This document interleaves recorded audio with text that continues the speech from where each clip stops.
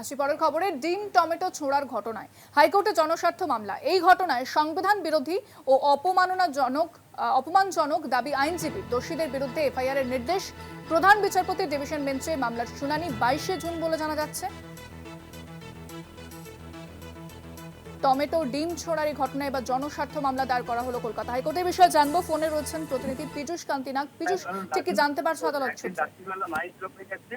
দেখো, ডিম থেরাপি নিয়ে এবার কলকাতা হাইকোর্টে মামলা দেয়।